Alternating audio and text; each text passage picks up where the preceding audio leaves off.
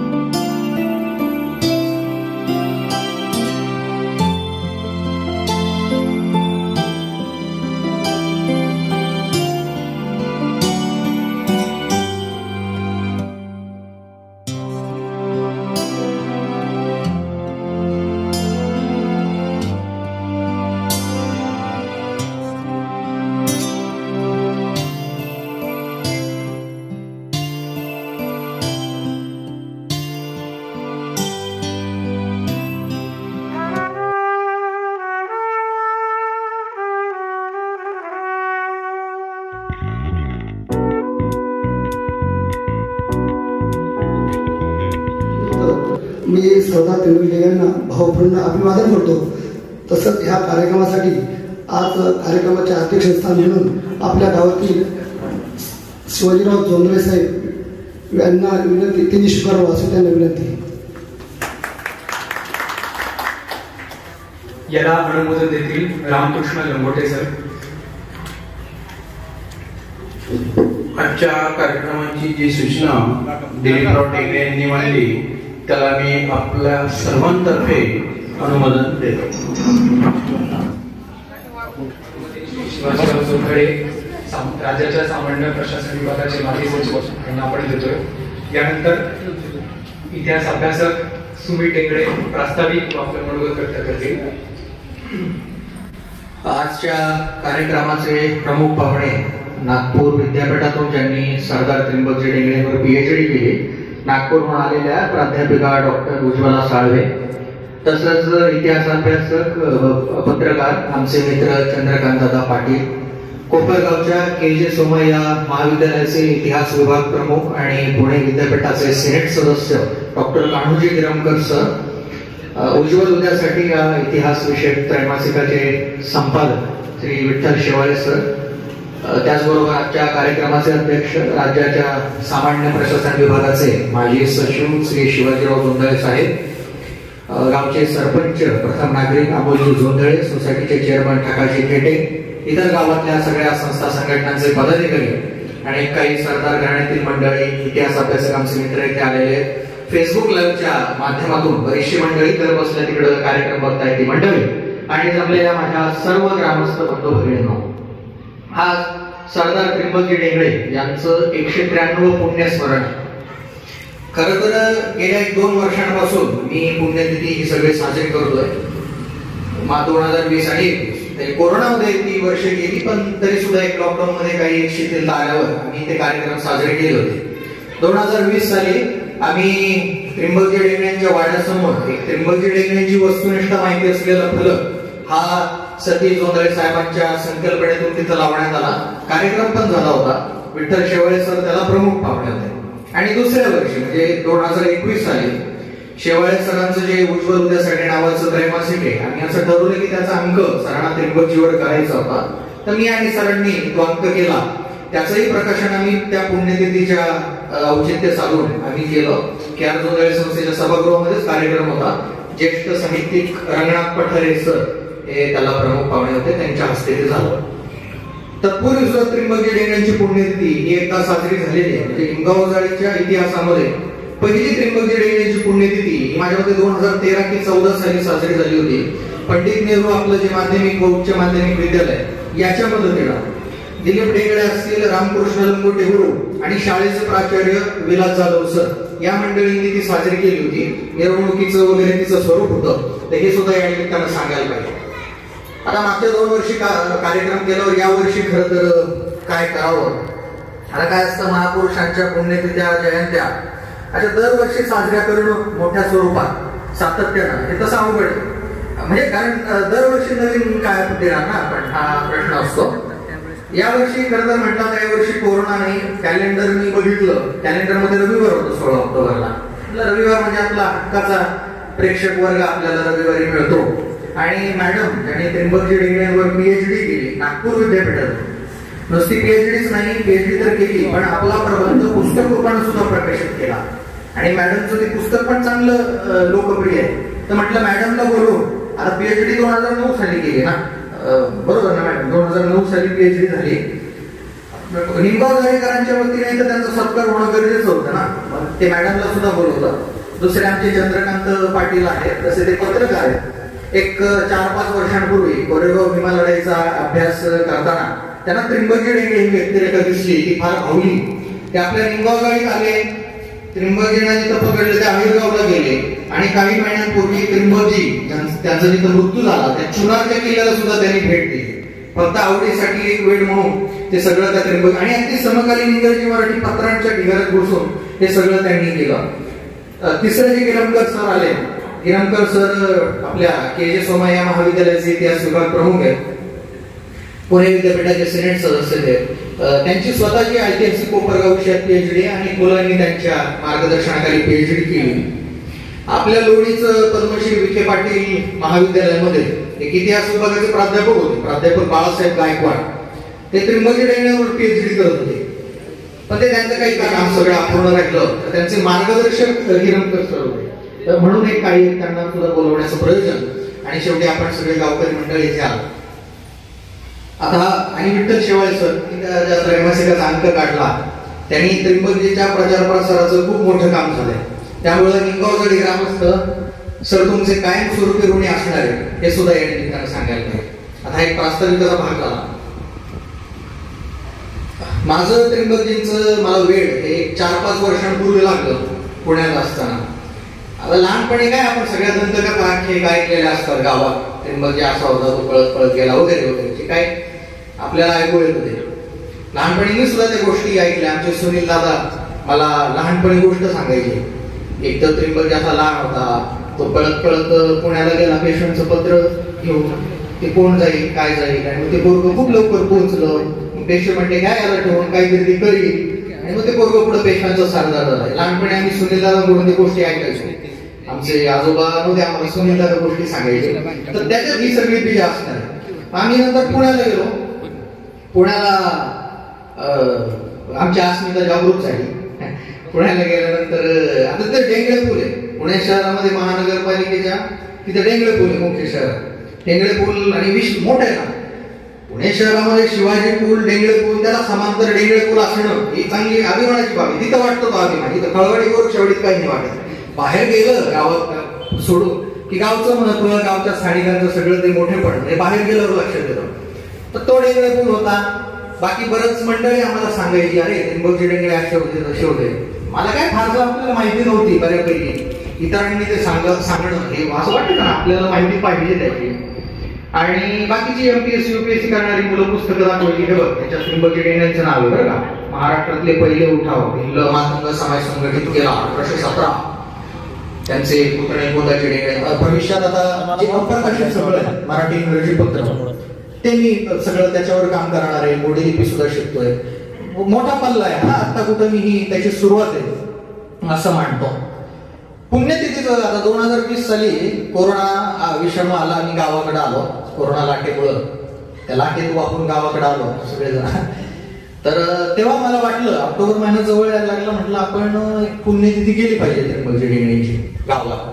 आणि मग मी सतीश साहेब, दिलीपराव डेंगळे यांना बरोबर घेतलं, कारण त्या मंडळींना त्र्यंबकजी प्रति आस्था होती. सामाजिक क्षेत्रात कार्य करणारी मंडळी होती ती, राजकीय नव्हती. आणि त्याच्यामुळे तो कार्यक्रम आम्ही चांगला केला. रुंदळे संस्थेच्या त्या सभागृहामध्ये केला, छान झालं सगळं. आणि यावर्षी आता हे सगळं कार्यक्रमाचं हे सगळं आपण बघतोय. मराठेशाही आता त्र्यंबकजी कोण होतं, तर आपण इथं सगळे जमलो. 2 शतकं झाले त्र्यंबकजीला जाऊन, तरी आपण आज त्याचं इथं नाव घेतोय. शिवछत्रपती महाराजांचं जे मराठा साम्राज्य होतं ते शेवटच्या काळामध्ये ज्यावेळेस अखेरची घटका मोजत होतं ते सावरून धरण्याचं काम हे त्र्यंबकजी डेंगळेंनी केलेलं आहे. त्र्यंबकजी डेंगळेंचं मूल्यमापन करताना आपल्याला तो काळ लक्षात घ्यायला लागतो. 19व्या शतकाचा पूर्वार्ध मराठा राज्य जे शिवाजी महाराजांनी स्थापन केलं, नंतरच्या काळात त्याची सत्ता मध्यवर्ती पेशव्यांकडे आली. नंतर म्हणजे त्र्यंबकीच्या काळाच्या पूर्वी सरदारांमध्ये ती सत्ता बऱ्यापैकी गेलेली होती आणि एक दुय्यम सत्ता केंद्र उदयाला आलेली होती. 4 सांगायची झाली तर ग्वाल्हेरचे शिंदे, बडोद्याचे गायकवाड, इंदोरचे होळकर आणि नागपूरचे भोसले हे. मग त्यांच्या पेशव्यात सगळे कलह व्हायचे. 1802 ला आणि पॅरलली इंग्रजांचा सत्ता विस्तार हा भारतभरामध्ये चालू होता. याच अंतर्गत दुसपुशीमुळं एक घटना घडली अनपेक्षित, ती म्हणजे 1802 ला होळकरांची स्वारी आणि पुढे वसईचा दबाव. वसईच्या तहामुळे दुसऱ्या बाजीराव पेशव्यांना आपल्या पदाची पुनर्प्राप्ती करण्यासाठी इंग्रजांची मदत घ्यावी लागली. आणि नंतर इंग्रजांचा हस्तक्षेप खरं तर मराठी राज्यात पेशवाई फार वाढला. तो काळ असा होता, इंग्रजांची 1757च्या प्लासीच्या लढाईपासूनच विस्तार सुरू झालेला होता भारतात. पूर्वेकडचा बंगाल इंग्रजांकडे आला, दक्षिणेकडे टिपू सुलतान संपल्यामुळे दक्षिण इंग्रजांकडे आली. उत्तर भारतात अनेक सत्ताधीश होते, पण त्यांचे इंग्रजांशी तह झालेले होते. आपलं सार्वभौमत्व ती मंडळी सुद्धा गमावून बसलेलं होतं. आणि मग अशा परिस्थितीत इंग्रजांचा फार प्रभाव भारतात वाढलेला होता. त्र्यंबकजींनी आता त्र्यंबकजींची सुरुवात ही पेशवाईमध्ये फार एक सामान्य नोकर म्हणून झाली. हे आपण सगळ्यांनी लक्षात घेतलं पाहिजे. त्याला कुठलीही राजकीय पार्श्वभूमी नव्हती. त्याचा आजा पणजा काय तथाकथित खानदानी सरदार जागीरदार नव्हता. फार गरिबीतून शेतकरी कुटुंबातून तो पुढे गेलेला होता. एक आता तपशील सांगायचं फळ नाही, पण एक सांगतो. 1824चं एक पत्र आहे त्र्यंबकजी डेंगळेंचा बंधू कुसाजी डेंगळेंचं इंग्रजांना लिहिलेलं, की ते खरं तर निंगोजी जहांगीरामची द्या वगैरे याच्यासाठीच आहे, विनंती अर्ज करणार. त्याच्यात त्यांनी त्याच्या कुटुंबाची कैफियत सांगितलेली आहे. तो म्हणतो, आमचे वडील मल्हारजी शेतकरी सामान्य, मल्हारजी वारले. मल्हारजींच्या मृत्यूनंतर मी कुसाजी आणि त्याचा त्र्यंबकजी होता, सावत्र भाऊ होतं खरं तर, 2 जण भाऊ. वडील वारल्यानंतर सावकारी कर्ज होतं प्रचंड. आम्ही सावकारांनी तगादे लावले. आम्ही बंधूंनी इकडे तिकडे शेतात कामं केली. मोठे बंधू त्र्यंबकजी नागपूरला जाऊन आले असा एक उल्लेख आहे, काम मिळालं नाही असं. त्यानंतर याला मग मोठ्या बंधू कुसाजींना त्यांचे मेवणे म्हटले. कुसाजी म्हणतोय माझी सासूवाडी वडझरी म्हणजे तळेगाव जवळ, बरं का. हे किती त्याच्यात डिटेल लिहिलेलं आहे बघा, की मी वडझरीला गेलो, तिथं आमच्या मेवण्यांचं शेत करायला लागलो. ताते कामधाम मिळाना पुण्याला गेले, पुढे लौकिकास पावले.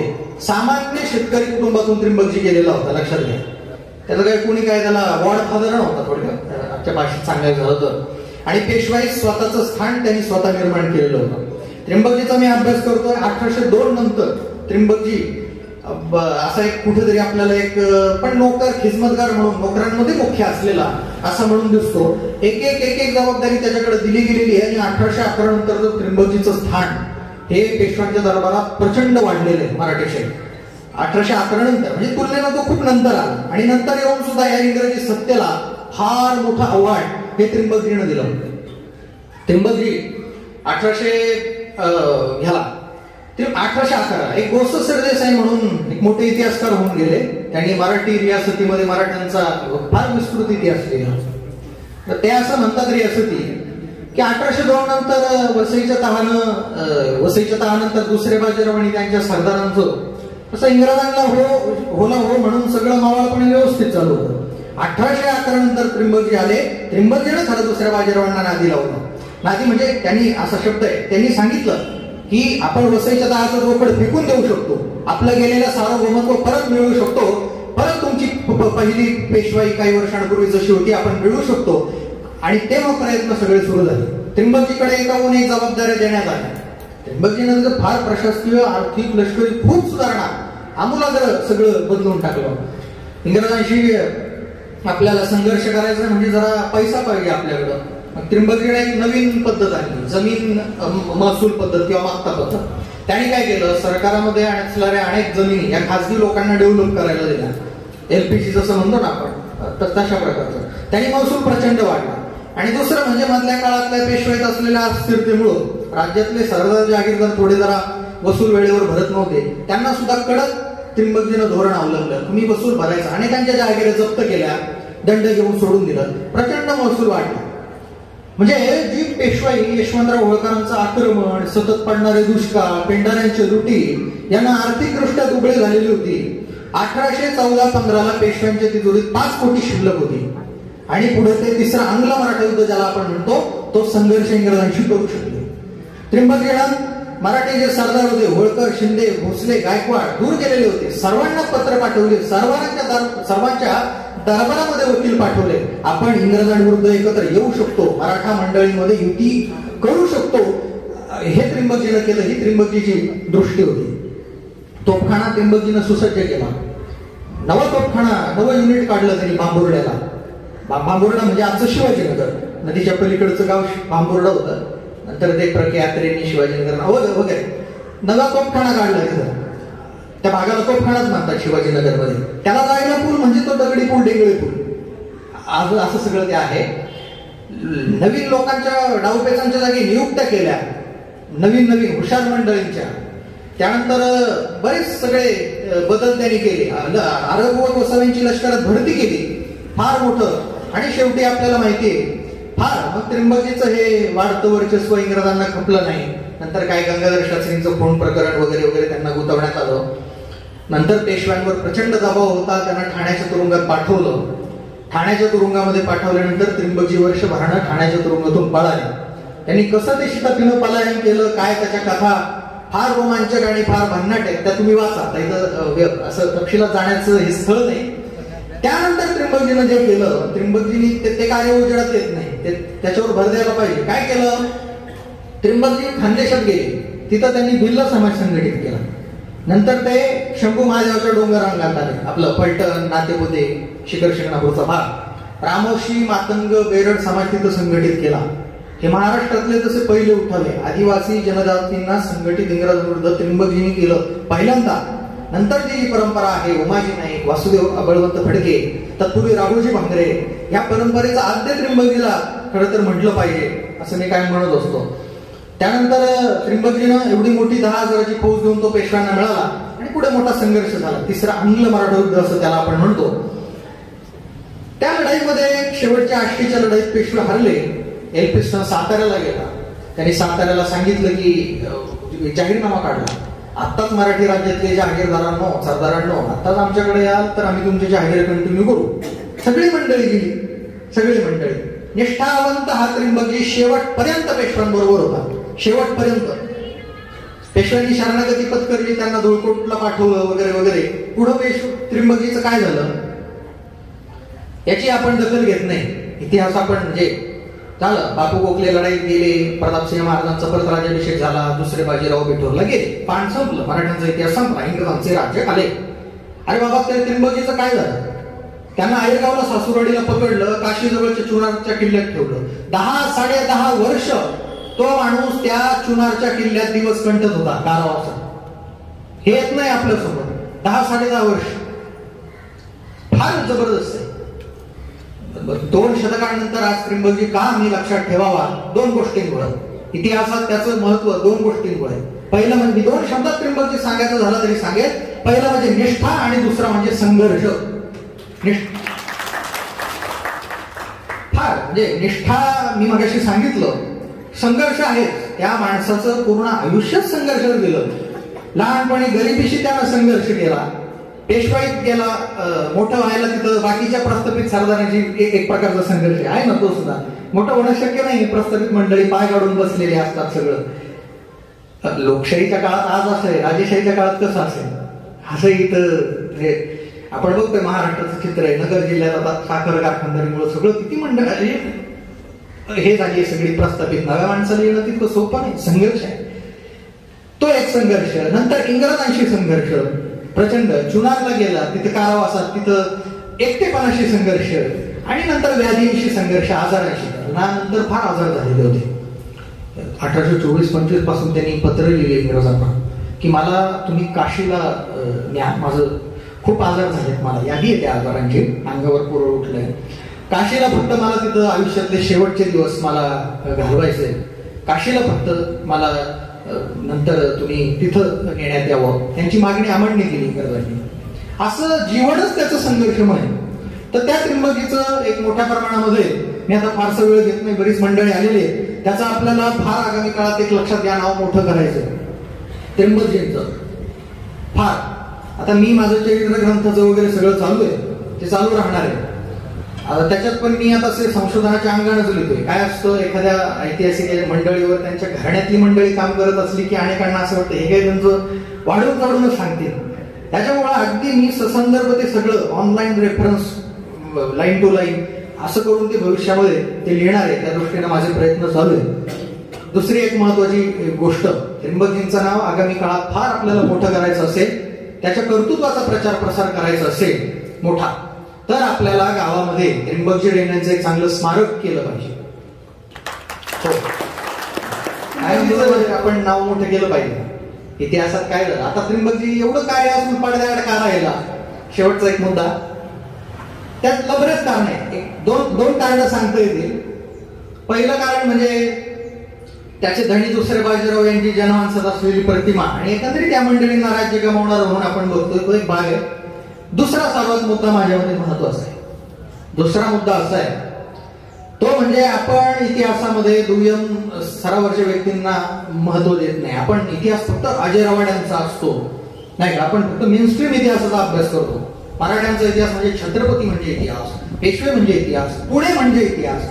तर विकेंद्रित इतिहासाचा अभ्यास झाला पाहिजे. हे राज्य मराठ्यांचं स्थापन झालं, अटक्यापर्यंत ते गेलं, नंतर सगळं त्याचा हा इंग्रजांविरुद्ध संघर्ष, याच्यात खूप अशा व्यक्ती आहेत, खूप अशी घराणी आहे ज्यांचं योगदान आहे. त्यांचं झालं पाहिजे ना, त्यांचा स्वतंत्र अभ्यास झाला पाहिजे. आता मॅडम इथं नागपूरचे आहे, त्याच्यामुळे एक उदाहरण सुचलं. नागपूरला भोसलेंचं घराणं आपल्याला आता हे शिकवलं जातं. पहिले बाजीराव पेशवे, मराठी राज्याचा विस्तार त्यांनी केला, दिल्लीपर्यंत, यमुनेपर्यंत ते गेले, ठीक आहे ना. पण त्याच काळात नागपूरचे रघुजी भोसले तिरुचिरापल्लीपर्यंत गेले. बंगालमध्ये त्यांनी कलकत्त्यापर्यंत मराठी राज्य बंगाल, बिहार, ओरिसात मिळवलं. हे नाही शिकवलं जात आपल्याला. तर तो इतिहासाचा विकेंद्रित अभ्यास झाला पाहिजे. नव्या व्यक्ती, घराणी, ठिकाणही समोर आली पाहिजे. आमची अनेक इतिहास संशोधक मंडळी किंवा या क्षेत्रात नव्यानं ज्यांना यायचंय त्यांनी याला प्राथमिकता दिली पाहिजे. खरं तर असतील ना त्र्यंबकजी सारखे बरेच अनसंग वॉरियर्स असतील इतिहासामध्ये, ते समोर आणले पाहिजे. त्या दृष्टीनं मला इथं आवर्जून उल्लेख करावा वाटतोय शेवाळे सरांचा. शेवाळे सरांनी एक गेल्या 12 वर्षांपासून त्यांचं जे त्रैमासिक आहे उज्ज्वल उद्यासाठी, त्याच्या माध्यमातून ते काय केलं, त्यांनी संगमनेर आणि अकोला भागाची सीमारेषा आखून घेतली आणि त्याच्यावर ते काम करतात. गेल्या 12 वर्षांपासून वेगवेगळ्या विषयांवर त्यांनी लिहिलं. जोरव्याच्या ताम्रपाषाण युगीन संस्कृतीपासून तर दत्त देशमुखांची जलविषयक धोरणं, पानवडीचं सरदार थोरातांचं घराणं, वडगाव पंचायत सरकशी, विजय खताळ पाटील, कॉम्रेड दत्ता देशमुख, अकोले तालुक्यातली मंदिरं, हे सगळा संगमनेर भागाचा इतिहास 12 वर्षापासून ते सगळं कार्य करत आहेत. हे उदाहरण विकेंद्रित इतिहासाचं आहे. आम्ही ज्यावेळेस पुण्याला चर्चा करत असतो, आम्ही कधी म्हणत असतो की हा जर सगळ्या महाराष्ट्रातला, समजा महाराष्ट्रात आता किती तालुके आहेत, 355, सगळ्या तालुक्यांचा इतिहास समोर यायचा असेल तर सगळ्या तालुक्यांमध्ये शेवाळे सरांसारखे इतिहास संशोधक निर्माण झाले पाहिजे, आणि तर ते काम पुढे जाणार आहे. हे या निमित्तानं मला सांगावं वाटतं. आता स्मारकाचं शेवट एवढं बोलून संपवतो. स्मारकाचा आपण घेतला पाहिजे पुढाकार सर्वांनी. अनेक मंडळी त्र्यंबकजींच्या वंशातली, त्या निगोज निमगावची, उंबऱ्याची, खंडाळची मंडळी खूप करण्याचं, त्यांचंही खूप मानस येतो करण्याचा. आपल्या गावातली मंडळी सगळ्यांनी एकत्र आलं पाहिजे. एकत्र येऊन सगळ्यांनी करायचंय. आपलं त्र्यंबकजी आपलं म्हणजे तो भिल्ल रामोशी मातंग समाजाचे ज्यावेळेस उठाव करत होता, हेल्थ सिस्टम गव्हर्नर जनरलला कळवायचा, गव्हर्नर जनरल तिकडे लंडनला कळवायचा, लंडनच्या वृत्तपत्र होतं तिथल्या सरकारचं द लंडन गॅझेट, ह्याच्यात ते सगळं छापून यायचं की काय हा माणूस करतोय पश्चिम भारतामध्ये ट्रायबल्स या सगळ्यांना सोबत घेऊन कंपनी सरकार विरोधात. कुठं? लंडनच्या द लंडन गॅझेट मध्ये छापून यायचं, सार्वमत मध्ये नाही का? लंडन काय सादतपूरच्या पुढं नाही, मोठी गोष्ट आहे. त्यामुळे त्र्यंबकजी काय खळवाडी, कोंबडवाडी, नागझिरी पुरता मर्यादित नाही, हे फार मोठं व्यक्तिमत्व आहे. खूप म्हणजे एका दुसऱ्या राज्यातल्या एका व्यक्तीला ओळख करून देताना आमचे इतिहास संशोधक त्याला म्हटले की हे त्र्यंबकजींच्या घराण्यातले त्र्यंबकजी डेंगळे आमच्या महाराष्ट्रातलं फार मोठं नाव आहे बरं का. त्यांनी खूप इंग्रजांविरुद्ध उठाव केलाय, महाराष्ट्रातलं नाही देश भारतलं बघा. म्हणजे त्या सरांना कळलं. अनेक त्र्यंबकजी प्रेमी मंडळी आम्हाला भेटतात, काय सांगू, माझ्या लेखाच्या कमेंट्स, मला फोन करणारी मंडळी वेळी झालीत. काही त्र्यंबकजींनी मंडळी झेप वाचली, आम्ही रडलो, आम्ही निमगावकडेला आलो, काय त्या माणसाचं फार वाईट झालं, त्यांनी संघर्ष केला, फार त्याचं हे कार्य लोकांसमोर यायला पाहिजे. प्रचंड मंडळी, त्यांच्याबद्दल म्हणजे कधीतरी सांगेल मी. तर हे आगामी काळामध्ये सर्वांनी एकत्र येऊन आपण केले पाहिजे प्रयत्न. कारण स्मारक म्हणजे शेवटी काय, आपल्याला भावी पिढी वर्तमानातल्या लोकांची एक जबाबदारी की त्यांनी भूतकाळातलं सगळं भविष्य काळातल्या पिढीपर्यंत पोहोचवायचं. ते काम आपण केलं पाहिजे, ती जबाबदारी. इतिहास म्हणजे जबाबदारी असं मांडणार मी. कारण भावी पिढीला स्मारक झालं तर ते ऊर्जा स्त्रोत त्र्यंबकजी म्हणजे त्याच्यापासून प्रेरणा घेतील ना मुलं, सगळी लोक प्रेरणा घेतील, गावचंही नाव होईल, लोक बघायला येतील, पुढे गावात पर्यटक, रोजगार तो भाग वेगळा. प्रेरणा हे त्याच्यासाठी खूप महत्वाचं आहे. तर आगामी काळात आपण सगळे मंडळी पुढे येऊया, त्र्यंबकजीचा प्रचार प्रसार करूया, त्याचं नाव मराठ्यांच्या राष्ट्राच्या इतिहासामध्ये अजून ठळक करूया ही अपेक्षा या निमित्तानं व्यक्त करतोय. थोडं जास्त जरा लांबवलं असं वाटतंय मला. मॅडम आल्यात, खूप उत्सुक आहे आपण सगळं त्यांना ऐकण्यासाठी. म्हणजे बघा ना, नागपूरच्या मॅडमने पीएचडी केली त्र्यंबकजींवर. 600-700 किलोमीटर दूर नागपूर आहे. पीएचडी साठी त्यांना विषय नव्हते का? रघुजी भोसले, जानोजी, नागपूरचं काय असेल ते. त्र्यंबकजी डेंगळेंवर मॅडमने पीएचडी केली, प्रबंध पुस्तक रूपानं प्रकाशित केला. विषय चंद्रकांत दादा वेड, ते काय म्हणत असतात, त्र्यंबकी हे वेडा झालोय मी. अगदी भांडाड आहे सगळं, म्हणजे तुमच्या कोल्हापूरच्या त्या भाषेत सगळं हे जबरदस्त आहे. त्र्यंबकजी म्हणजे चुनारला जाऊन आले होते, चुनारला प्रचंड, आणि थेट नसतील इतिहास संशोधक पण ते थेट मराठी इंग्रजी साधनांमध्ये पत्रात घेऊन जाऊन त्यांनी त्र्यंबकजी अभ्यासला. गिरमकर सर आहे, सर शिरूर तालुक्यातले, कोपरगावात आले, कोपरगावच्या याच्यासाठी सरांनी पीएचडीचे विषय मुलांना स्थानिक भागातले दिले. आणि बाळासाहेब गायकवाड आपले मगाशी मी सांगितलं त्याचे मार्गदर्शक गिरमकर सर होते. एवढी मोठी मंडळी ते आले, आपण त्यांना ऐकणार आहोत. थोडं जास्त लांबवलं तर थोडीशी क्षमा करा. एवढं बोलून मी माझे 2 शब्द संपवतो. धन्यवाद.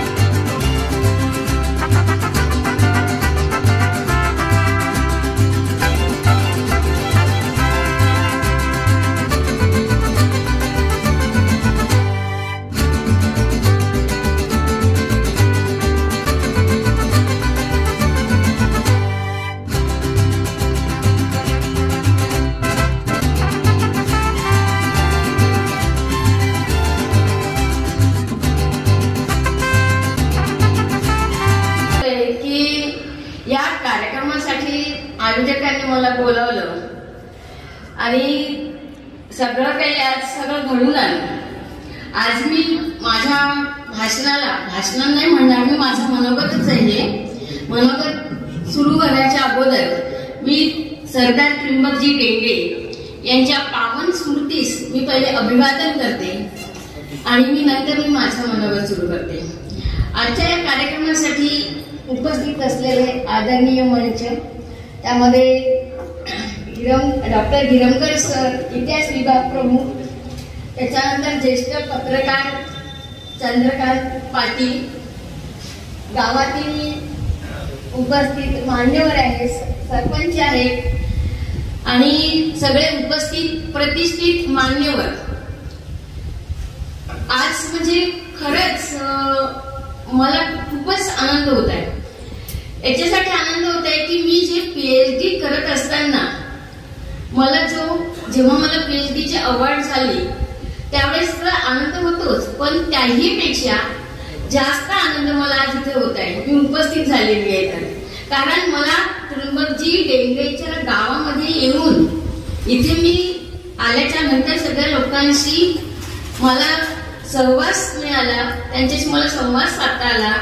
तर हा तो मला खरंच म्हणजे खूपच त्या PhD मिळाल्यापेक्षाही मला जास्त आनंद होत आहे. आता तुम्हीच मी म्हटलं की हा म्हणजे नागपूर विदर्भातला माझं नागपूर विद्यापीठामध्ये मी नोकरी केलेली आणि त्र्यंबकजी डेंगरेचं गाव इतक्या दूर. परंतु काय असतं इतिहासामध्ये असं नाही आहे, आपण कुठल्याही व्यक्तीवर संशोधन करू शकतो, पण तरीही मला सांगायला आनंद होईल की जेव्हा मग विषय निवडा, विषय कोणता घ्यायचा त्यासाठी पहिले मार्गदर्शकाची गरज असते. मग मार्गदर्शक माझे जे गाईड होते जे आहेत गुजर सर, ते मला MPhil ला पण ते माझे मार्गदर्शक होते. ते माझा MPhil चा विषय होता महाराणी ताराबाईवर आणि महाराणी ताराबाई आणि पेशवे संबंध. तुम्ही सरांना म्हटलं की मी तोच विषय पुढे घेते, तर सरांनी मला म्हटलं की नाही म्हणे मी तो विषय दुसऱ्याला दिला आहे म्हणे, दुसऱ्या मॅडमला. तू असं कर म्हणे, त्र्यंबकजी डेंगरेवर तू आपलं संशोधनाचं काम सुरू कर. खरं सांगायचं म्हणजे त्यावेळेस फक्त 5 मार्कासाठीच फक्त आम्ही त्र्यंबकजी डेंगरेला शिकवत होतो वर्गात.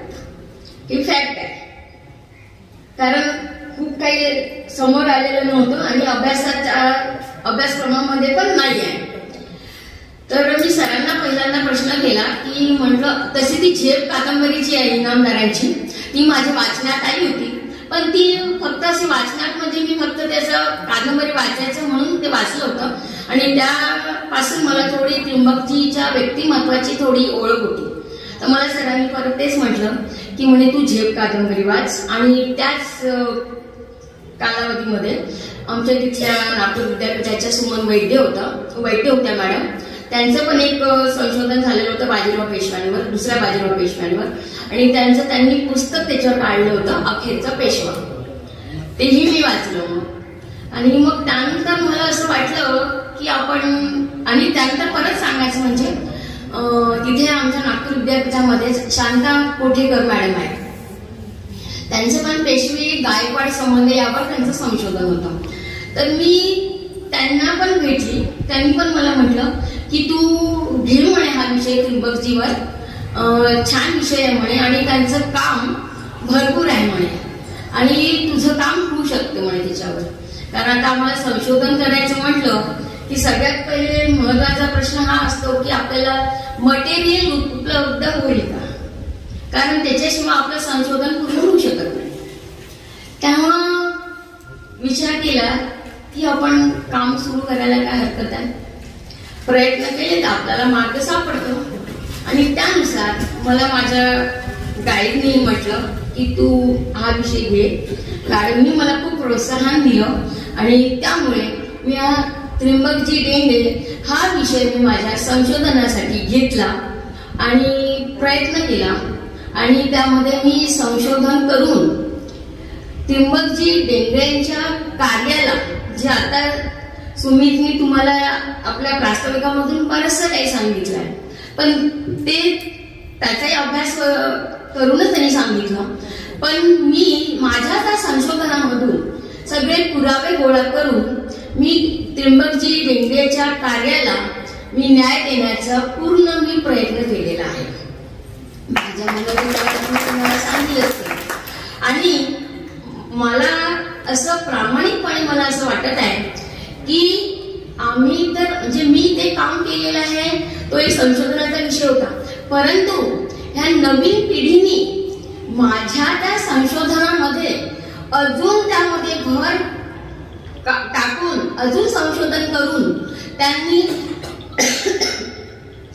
माझ्या ज्या संशोधनामध्ये काही उणिवा राहिल्या असतील, काही अजून त्यातली बरीचशी माहिती माझ्या त्या संशोधनामध्ये आलेली नसेल, तर ती त्यांनी पुढे जाऊन अजून संशोधनामध्ये भर टाकावी आणि त्यांनी नवीन पिढी समोर अजून त्यांचं जे कार्य आहे ते त्यांनी समोर आणावं, असं मला प्रामाणिकपणे वाटते आणि मी त्यांच्या या कार्यासाठी मी त्यांना शुभेच्छा पण देते.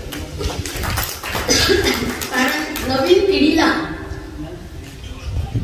आणि आपल्याला माहिती आहे की आतापर्यंत जेही अनेक इतिहासामध्ये अशा अनेक व्यक्ती होऊन गेलेल्या आहेत. काही व्यक्ती नावारूपास आल्या, त्यांचं नाव लौकिक झालं, त्या सगळ्यांसमोर त्यांचं कार्य आलं.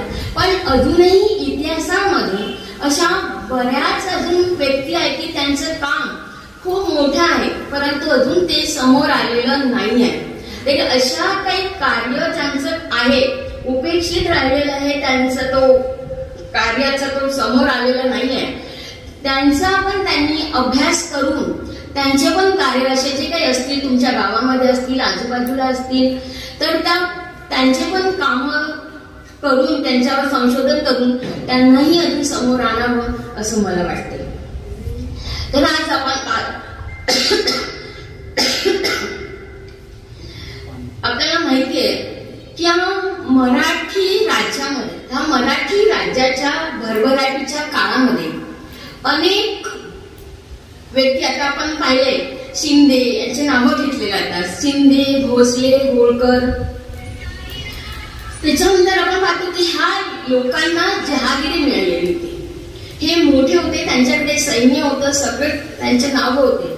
परंतु आपण पाहतो की त्र्यंबकजी डेंगळे यांचं जर कार्य खरंच आपण जर पाहिलं, आता ते तुमच्या गावामधले होते, त्यांच्या या गावामध्ये येऊन मी त्यांच्याबद्दल बोलत आहे. तर आपण पाहतो की खरंच त्यांचं जे कार्य जे होतं ते खूप मोठं होतं. आता मी माझ्या संशोधनामध्ये मी कोणत्या कोणत्या बाबींचा मी त्या ठिकाणी उहापोह केलेला आहे हे मी थोडक्यात तुम्हाला सांगण्याचा मी प्रयत्न करते. आपण पाहतो की या मराठी राज्याच्या या भरभराटीच्या काळामध्ये अनेक सरदार होते, जहागीरदार होते आणि या बाजीराव दुसऱ्याच्या काळामध्ये म्हणजे तो मराठा शाहीचा तो पडता काळ होता. तर ह्या पडत्या काळामध्ये या लोकांनी मराठी राज्य वाचवण्यासाठी धावून जाण्याची गरज होती किंवा पेशव्याला मदत करण्याची सुद्धा गरज होती. परंतु त्या काळामध्ये प्रत्येकाला आपलं वतन सांभाळण्याची त्यावेळी पडलेली होती. परंतु आपण पाहतो त्यांनी एकमेकांना मदत सुद्धा केलेली नव्हती. परंतु एक त्र्यंबकजी डेंगळे एक सामान्य घराण्यातला मनुष्य त्यांनी मात्र पूर्ण म्हणजे जेव्हापासून ते बाजीराव पेशव्यांच्या त्यांच्या नोकरीला लागले म्हणू शकतो किंवा त्यांच्या संपर्कात आले तेव्हापासूनच्या अगदी त्यांचा मृत्यूपर्यंत म्हणू शकतो आपण किंवा त्यांना अटक झाली तोपर्यंत म्हणू शकतो त्यांनी बाजीराव पेशव्याच्या दुसऱ्या पेशव्याच्या काळामध्ये त्यांनी त्यांना पूर्णपणे मदत केलेली होती आणि त्यांना कशाची हाव पण नव्हती. त्याच्यामध्ये आपण पाहतो की बाजीराव पेशवे यांच्या ते संपर्कामध्ये कधी आले. त्यांचा जो कालखंड जो आहे तो आहे 1800 ते 1818. परंतु 1800च्या अगोदरच ते बाजीराव पेशव्यांच्या संपर्कामध्ये आले असले पाहिजे. कारण काही गोष्टीसाठी इतिहासामध्ये अजून त्याच्यासाठी काही पुरावे मिळालेले नाही. परंतु 1801 मध्ये किंवा 1800 ते 1801 मध्ये त्यांच्या हाताखाली कारकून होते किंवा नोकर होते. म्हणजेच ते नक्कीच आहे की 1800च्या अगोदरच ते संपर्कात आलेले असले पाहिजे. कारण 1801 मध्ये त्यांना एक मराठी सरदारांमध्ये खवाशीत बसण्याचा मान असतो, तो अंबारीच्या मागे बसण्याचा एक मान असतो. तो मान त्यांना 1801 मध्ये पेशव्यांनी त्यांना दिलेला होता. त्यामुळे ते 1800च्या अगोदरच ते पेशव्यांच्या संपर्कात आलेले असले पाहिजे किंवा ते त्यांच्या नोकरीसाठी आले असले पाहिजे. तर एक अशी त्यासाठी पुरावा पण आहे की 1802 मध्ये ज्यावेळी म्हणजे बाजीराव पेशव्यांचा विश्वास त्यांच्यावर कसा बसला, कारण ते पेशव्यांच्या संपर्कात कसे आले त्याच्याबद्दल वेगवेगळी मतं सांगितलेली आहे. झेप कादंबरीत वेगळं सांगितले आहे. दुसऱ्या ठिकाणी तर त्यांनी म्हटलं की ते त्यांच्या सोबत नोकरीच्या शोधात गेले होते. ते आपण या ठिकाणी ते आपल्यासाठी महत्वाचं नाही आहे. परंतु 1802 मध्ये ज्यावेळी पुण्यातली परिस्थिती होती, यशवंतराव होळकर यांनी आक्रमण केलेलं होतं आणि बाजीराव पेशवे तेव्हा महाडला होते, त्यावेळीच पुण्याच्या रेसिडेन्सीला एक खूप महत्वाचं पत्र पोहोचून त्याचं उत्तर पण ताबडतोब आणायचं होतं. तर ते काम कोणी करावं, तर त्र्यंबकजींनी ते पत्र पुण्याला घेऊन गेले ते आणि लगेच ताबडतोब त्याचं उत्तर सुद्धा ते तातडीने घेऊन आले. आणि तेव्हापासून पेशव्यांचा विश्वास त्र्यंबकजीवर बसला आणि तेव्हा त्यांना वाटलं की हा आपल्याला म्हणजे जीवाला जीव देणारा हा आहे, आणि तेव्हापासून त्यांचा विश्वास बसला. आणि त्यानंतर त्यांनी खूप महत्वाची जी कामं होती ती त्यांच्यावर सोपवली. पेशव्यांचा इतका विश्वास बसलेला होता की पेशव्यांच्या खाजगी जीवनामध्ये सुद्धा त्यांचं महत्व होतं. म्हणजे त्या काळामध्ये आपण पाहतो की पेशव्यांच्या कुटुंबापर्यंत सर्वसाधारण कोणीच असं जाऊ शकत नव्हतं, परंतु त्र्यंबकजी त्यांच्या कुटुंबापर्यंत किंवा त्यांची जी कामं होती ती सुद्धा ते करत होते. जसं म्हणजे पेशव्यांना पुत्रप्राप्ती व्हावी यासाठी त्र्यंबकजींनी पुरोहिताकडून महाकाली आणि महाचंडीचं त्यांनी अधिष्ठान सुद्धा त्यांनी करून घेतलं, म्हणजे पूजा त्यांनी करून घेतली. आणि त्यानंतर 1810 मध्ये पेशव्यांना पुत्रप्राप्ती झाली. त्यानंतर आपण पाहतो की त्या काळामध्ये शिमगा म्हणजे होळीच्या सणासाठी गाठी आपण आजकालमध्ये की आताही आपण होळीसाठी गाठीचा उपयोग करतो, तर त्या गाठी नेऊन देण्याचं काम जे होतं ते सुद्धा त्र्यंबकजींच्या कारकुनांनी केलेलं होतं. त्यांच्या हाताखाली जे नोकर होते त्यांनी केलेलं होतं. आणि त्यांच्या ज्या पेशव्यांच्या ज्या पत्नी होत्या वाराणसीबाई, त्यांना पत्र पोहोचून देण्याचं काम सुद्धा या त्र्यंबकजी मार्फतच गेलेलं होतं. त्याच्यानंतर आपण पाहतो पेशवे ज्यावेळी स्वारीवर जात होते त्यावेळी त्यांच्या सोबत त्र्यंबकजी राहत होते आणि ज्या ठिकाणी त्यांचा मुक्काम राहत होता त्या ठिकाणची सर्व व्यवस्था पाहण्याचं काम हा त्र्यंबकजी पाहत असेल. म्हणजे आपल्याला इतकंच म्हणावं लागते, इतकंच मला सांगायचं आहे की पेशव्यांच्या खाजगी जीवनामध्ये सुद्धा त्र्यंबकजीचं महत्व वाढलेलं होतं. त्यानंतर आपण पाहतो त्यांनी राज्यकारभाराची जी महत्वाची जी कामं होती ती सुद्धा त्यांनी त्र्यंबकजीवर सोपवलेली होती. त्यांनी 1801 मध्ये खवासीत बसण्याचा त्यांनी मान दिलेला होता. 1802 मध्ये त्यांनी पत्र पोहोचून दिलेलं होतं. त्याच्यानंतर 1803 मध्ये पुण्यामध्ये दुष्काळ पडलेला होता. त्या दुष्काळाच्या काळामध्ये त्र्यंबकजी म्हणजे अन्नधान्याची जी सोय नव्हती ती त्यांनी त्या ठिकाणी जे काही मारवाडी लोक जे होते ते त्या काळामध्ये अन्नधान्याचा ते साठा करून ठेवत होते, परंतु ती सगळं त्र्यंबकजींनी स्वतःच्या कर्तृत्वाने ते त्यांच्याकडून काढून घेतलं आणि सगळ्या लोकांना त्यांनी ते सगळं दिलं. आणि अशा प्रकारे आपण पाहतो की 1803 मध्ये त्यांनी दुष्काळ परिस्थितीवर सुद्धा त्यांनी मात केली. त्यानंतर 1803 मध्ये पेशव्यांनी त्र्यंबकजीची मामलतीवर म्हणजे मामलेदार त्याला पण होतं त्याच्यावर त्यांनी नियुक्ती केलेली होती. आणि त्यानंतर 1805 नंतरही त्यांनी बरेच त्यांच्यावर राजकीय स्वरूपाची त्यांनी कामगिरी सोपवलेली होती. तर आपण पाहतो की छत्रपती सातारचे जे छत्रपती होते त्यांच्यावर सुद्धा त्यांच्याशी सुद्धा यांचा संपर्क आलेला होता. कारण छत्रपतींना पेशवाईचे वस्त्र देण्याचा अधिकार जो होता तो छत्रपतीलाच होता. तर हे सातारचे छत्रपती जरी होते तरी कारभार जो आपण पाहतो तो पेशव्यांकडेच होता. तर या सातारच्या 1808 मध्ये छत्रपती शाहूचा जेव्हा माहुली या ठिकाणी मृत्यू झाला त्यावेळी त्यांचा अंत्यविधी आणि सगळं त्या ठिकाणी करण्यात आलं. तर हे सर्व जे कार्य जे होतं हे सर्व त्र्यंबकजी मार्फतच करण्यात आलेलं होतं. त्याच्यानंतर आपण पाहतो की 1808 मध्ये सातारचा जो कारभार जो होता तो कृष्णराव नारायण यांच्याकडे होता. तो पेशव्यांनी काढून त्र्यंबकजीकडे सोपवला आणि त्र्यंबकजींनी मग काशीपंत बनरे या व्यक्तीची त्या ठिकाणी नेमणूक केली आणि त्यांच्या मार्फत तो सातारचा कारभार त्यांनी सोपविलेला होता. त्याच्यानंतर आपण पाहतो की 1808 मध्ये छत्रपती प्रतापसिंहाची मुंज जी झाली, त्याच्यानंतर त्यांच्या लग्नाचा कार्यक्रम जो झाला तोही ह्या त्र्यंबकजीच्या देखरेखीखालीच करण्यात आलेला होता. त्याच्यानंतर छत्रपती प्रतापसिंह आणि त्यांचे भाऊ ते किल्ल्यावरून खाली येत असताना त्र्यंबकजी सोबत होते.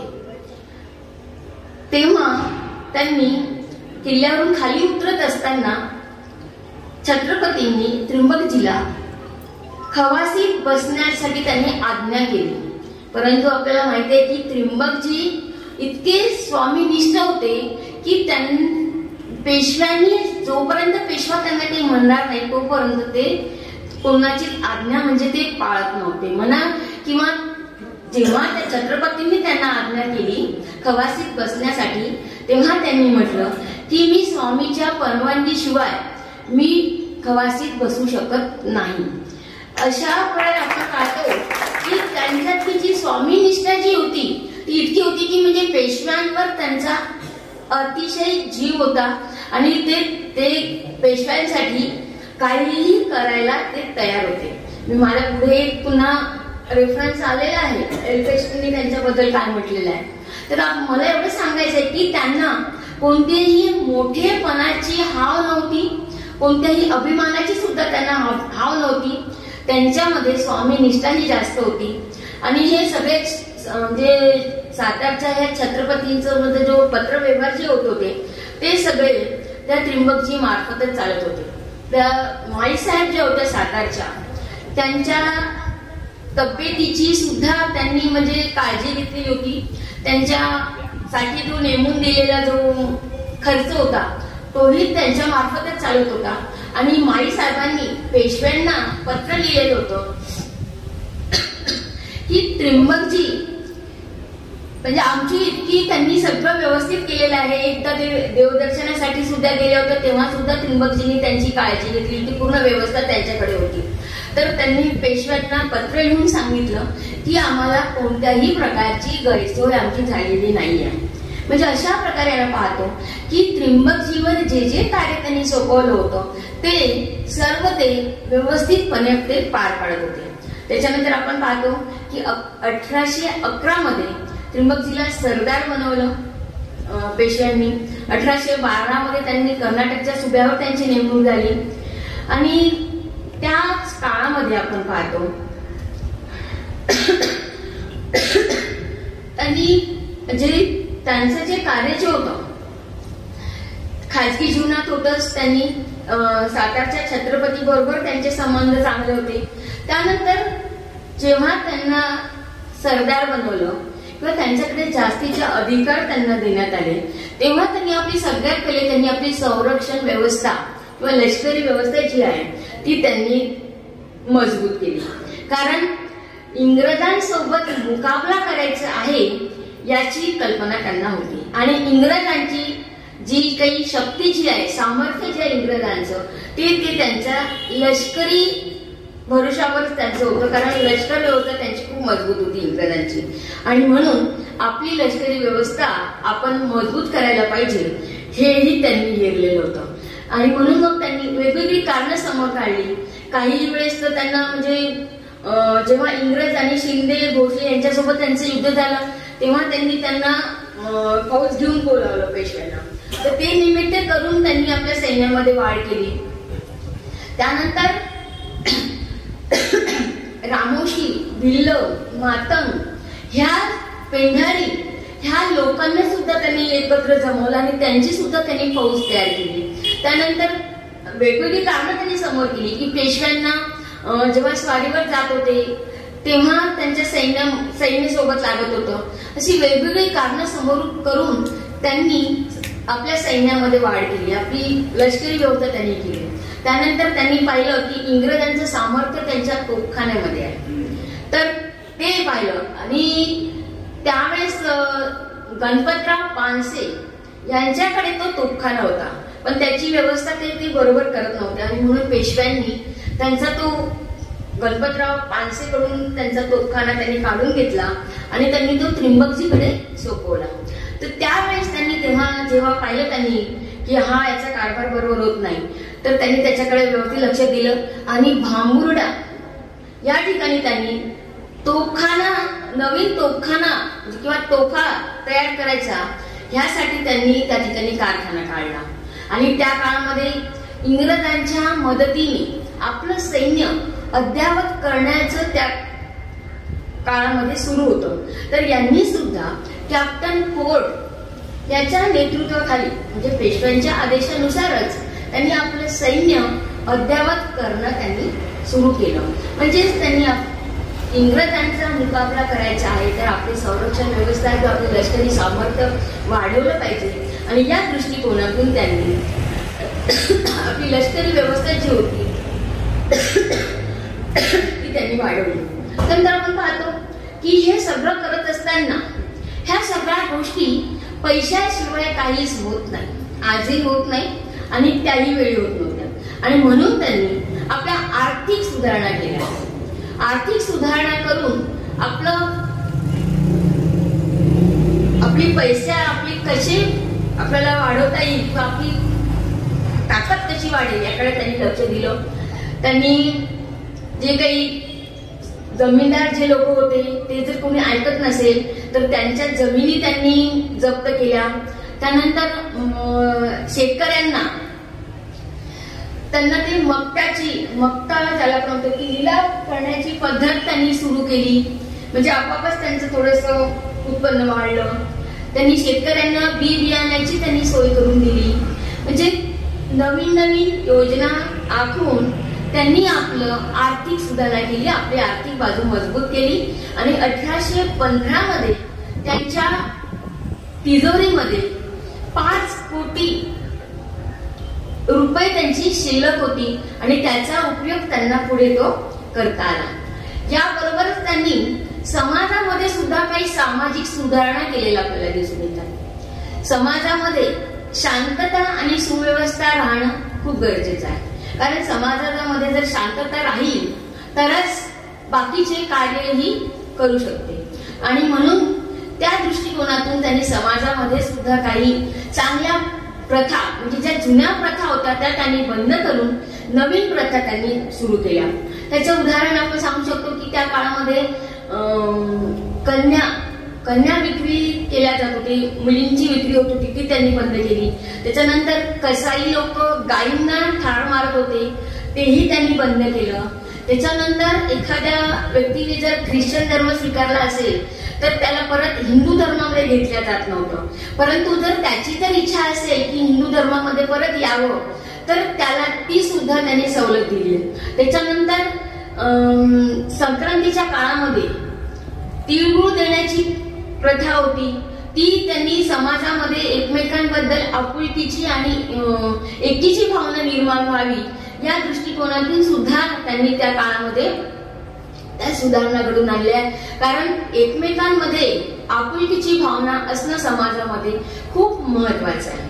त्याच्यानंतर आपण पाहतो की समाजामध्ये म्हणजे या निमगाव चाळीमध्ये त्यांनी काही म्हणजे ते इतके मोठे सरदार जरी बनलेले होते, सरदार होते, इतकी प्रतिष्ठित व्यक्ती होते, परंतु ते आपल्या गावाला विसरलेले नव्हते. आता तुम्ही गावातले प्रतिष्ठित व्यक्ती इथे भरपूर बसलेले आहेत, त्यांनाही ते माहिती आहे की त्यांनी आणि त्यांच्या आईची मानाबाईची त्यांची इच्छा होती की गावामध्ये पाण्याची व्यवस्था नाही आहे तर त्यासाठी पाण्याची व्यवस्था व्हायला पाहिजे. आणि म्हणून त्यांनी गावामध्ये बारव बांधली, त्याला काय म्हणतो आपण तटबंदी बांधली. आणि म्हणजे ते आपल्या गावाला ते विसरलेले नव्हते. त्यानंतर आपण पाहतो की इंग्रजांबरोबर जर त्यांना मुकाबला करायचा आहे तर शिंदे भोसले यांना एकत्र आणण्याचा सुद्धा त्यांनी प्रयत्न केला. त्यांची मदत घेण्याचा त्यांनी प्रयत्न केला. त्यांच्याकडे त्यांनी आपले प्रतिनिधी पाठवले, परंतु पाहिजे त्या प्रमाणामध्ये त्यांना ती मदत मिळू शकली नाही. कारण त्याचं कारणही असं होतं की इंग्रजांनी या बाकीच्या लोकांसोबत म्हणजे शिंदे, भोसले, गायकवाड यांच्यासोबत त्यांनी वेगवेगळे तह त्यांनी केलेले होते आणि त्या तहानुसार ते बांधले गेलेले होते. परंतु त्यांनी शिंदे, भोसले यांची मदत मिळवण्याचा प्रयत्न केला. बडोद्याचे गायकवाड जे आहे त्यांनाही आपल्या बाजूला वळून देण्याचा त्यांनी प्रयत्न केला. आता आपण पाहतो खूप महत्वाचा मुद्दा की त्र्यंबकजीचं वर्चस्व जे आहे ते वाढत होतं. परंतु 1810 मध्ये पुण्याच्या रेसिडेन्सीवर एल्फिस्टन, माउंट स्टुअर्ट एल्फिस्टन याची नेमणूक झाली आणि हा व्यक्ती इंग्रज अधिकारी हा अत्यंत महत्वाकांक्षी होता.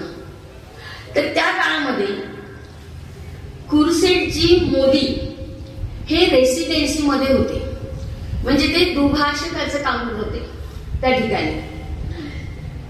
परंतु आपण पाहतो की ज्यावेळी एल्फिस्टन त्या ठिकाणी त्यांची नेमणूक झाली तेव्हा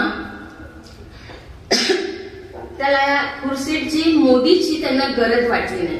कारण एल्फिस्टनला थोडंफार समजत होता, मराठी भाषा त्याला थोडी कळत होती आणि म्हणून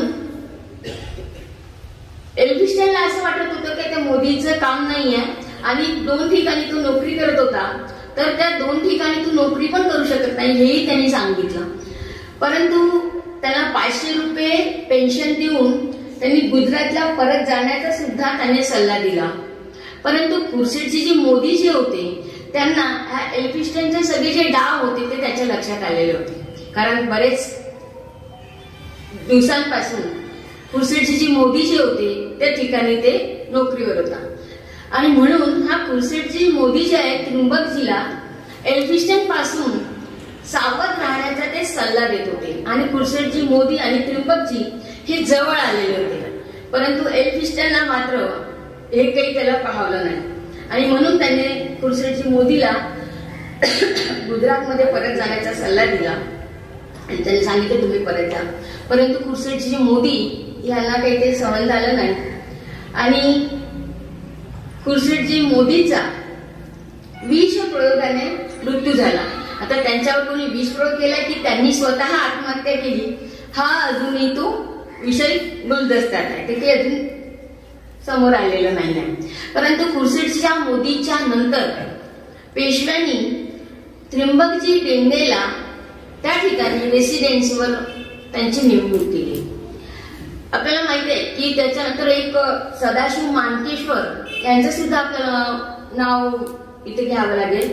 ते सुद्धा त्या ठिकाणी नोकरीवर होते. परंतु सदाशिव मानकेश्वर हे जे होते हे थोडस त्यांचं व्यक्तिमत्व तो बरोबर नव्हतं आणि त्यांचं काम जे होतं ते सुद्धा त्र्यंबकजींनी पेशव्यांना नजरेत आणून दिलेलं होतं की त्यांचं काम बरोबर नाही आहे. तर खुर्शीदजी मोदीच्या जागेवर त्र्यंबकजीची नेमणूक करण्यात आली आणि त्र्यंबकजीचं जे धोरण होतं ते त्यांना सदाशिव मानकेश्वरांचं जे धोरण होतं ते त्यांना मान्य नव्हतं. ते नरमाईचं धोरण होतं आणि त्र्यंबकजीचं कडेतोड उत्तर राहायचं. म्हणजे ते एल्फिस्टनशी सुद्धा बोलताना ते निरुत्तर त्यांना करीत असे एल्फिस्टनला, म्हणजे ते भीत नव्हते. खरेपणा जो आहे पेशव्यांचं काय आहे, पेशव्यांचं महत्व काय आहे, पेशव्यांचे अधिकार काय आहे हे ते एल्फिस्टनला सांगत होते. वसईचा तह जो आहे तो सुद्धा त्यांनी धुडकावून लावलेला होता. म्हणजे आपण पाहतो की त्र्यंबकजीचं वर्चस्व जे आहे ते, कारण सदाशिव मानकेश्वरांच्या नंतर त्यांनी त्यांचं पद पण त्र्यंबकजीलाच दिलेलं होतं आणि अशा प्रकारे पाहतो की सर्व कारभार पेशवे जरी पाहत असले तरी तो सगळा कारभार जो होता तो त्र्यंबकजी मार्फतच चालत होता. कारण त्र्यंबकजीच सर्व काही कारभार जो होता तो त्र्यंबकजीवरच होता. त्याच्यानंतर आपण पाहतो की हा एल्फिस्टनला काय याची जाणीव झालेली होती, जर जोपर्यंत आपण, कारण नाना फडणवीसाच्या नंतर जो धाक होता इंग्रजांना, तो धाक त्र्यंबकजीचा धाक वाटायला लागला होता. म्हणजे इतकं त्यांनी त्यांचं व्यक्तिमत्व जे होतं, ते कर्तृत्व त्यांचं जे होतं, आणि ते भीत नव्हते, सडेतोड उत्तर देत होते. एल्फिस्टनला पण ते म्हणजे जेव्हा त्यांच्याशी बोलणी करायला जात होते तेव्हा ते त्याला निरुत्तर करत होते. आणि म्हणून आपण पाहतो की एल्फिस्टनला त्यांनी तसं आपल्या वरिष्ठांना लंडनमध्ये पत्र पाठवलं सुद्धा होतं, सूचना सुद्धा केल्या होत्या की हा त्र्यंबकजी हा फार आपल्याला धोक्याचा आहे म्हणून. आणि त्याची जाणीव झाली होती की आता ह्या त्र्यंबकजीला दूर केल्याशिवाय, पेशव्यांपासून दूर केल्याशिवाय पेशव्याचं किंवा आपले मराठी राज्य आपण काही घेऊ शकत नाही. आणि म्हणून परंतु त्र्यंबकजीला ते दूरही करू शकत नव्हते, कारण त्यांच्याजवळ ते सरदार बनले होते, त्यांच्याकडे सैन्य होतं आणि पेशव्यांचा विश्वासू म्हणजे अतिशय त्यांच्यावर. एल्फिस्टननी एक गोडबोल्यांचं एल्फिस्टन चरित्र म्हणून पुस्तक आहे, माझ्या पुस्तकामध्ये त्याचा रेफरन्स आलेला आहे. तर ते त्यांचं इतकं हे होतं की जर समजा पेशव्यांनी जर त्र्यंबकजीला म्हटलं की तू गायचा वध कर, तर ते गायचा वध करेल. जेव्हा आपल्याला माहिती आहे की गायचा वध करणं हे त्या काळामध्ये आणि आताही पाप समजला जाते आणि पेशवा ब्राह्मण हे कृत्य करायलाही सांगणार नाही. परंतु त्यांनी जर म्हटलं, हे एल्फिस्टननी स्वतः लिहून ठेवलेलं आहे की त्यांनी जर म्हटलं की गायचा वध कर, तर तू मी करेल, कारण पेशवा जे म्हणेल ते करायला तयार होते त्र्यंबकजी. आणि अशा व्यक्तीला पेशव्यांपासून दूर करणं खूप महत्वाचं होतं. आता आपल्याला महत्वाचं, आता त्याला एल्फिस्टनला त्याला दूर करायचं होतं, पण त्यासाठी मग काय करणार होते? त्यासाठी घटना घडली. गंगाधर शास्त्री पटवर्धन यांची 20 जुलै 1815 मध्ये पंढरपूर या ठिकाणी त्यांचा वध झाला. परंतु आपण पाहतो गंगाधर शास्त्री पटवर्धन हे बडोद्यावरून आलेले होते आणि इंग्रजांचा एक वकील म्हणून ते आलेले होते. कारण बडोद्याचे गायकवाड आणि पेशवे यांच्यामध्ये बरेच दिवसांपासून घेण्या देण्याचा वाद सुरू होता. एकमेकांवर ते घेणे देणे लागत होते आणि अहमदाबादचा जो सुभा होता तो सुद्धा गायकवाडांकडे होता. आणि 1814 मध्ये त्याची मुदत संपणार होती किंवा संपलेली होती, तर त्याला परत नूतनीकरण करावं असं बडोद्याच्या गायकवाडाला वाटत होतं. परंतु पेशव्यांना तो सुभा त्यांना गायकवाडांकडे ठेवायचा नव्हता आणि अहमदाबादचा सुभा सुद्धा त्यांनी मग त्र्यंबकजीला त्या ठिकाणी अहमदाबाद सुभ्याचा त्यांनी सुभेदार केलेलं होतं.